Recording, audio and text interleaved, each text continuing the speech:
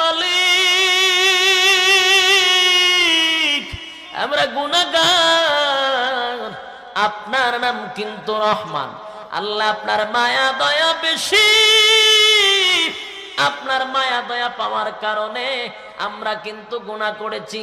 আপনি যদি মহব্বত কম করতেন এত গুনাহ করতাম না, বেশি মায়া করছেন গো। আপনার মায়া দয়া পাইয়া মনে যেমনে চাই এমনি চলেছি, জিন্দেগিটাকে বরবাদ করে ফেলেছি। আল্লাহ, জাহান্নামের আগুন সহ্য করার ক্ষমতা তো নাই গো মালিক। দুনিয়ার আগুনে ধরা যায় না, জাহান্নামের আগুন কেমনে ধরবো? আল্লাহ, সমস্ত গুনার উপরে আমি লজ্জিত হয়ে গেলাম। নুজুলে রহমতের সময়, দোয়া কবুলের সময় আল্লাহ তোমার দরবারে ভিক্ষুকের মতো দাঁড়াইছি।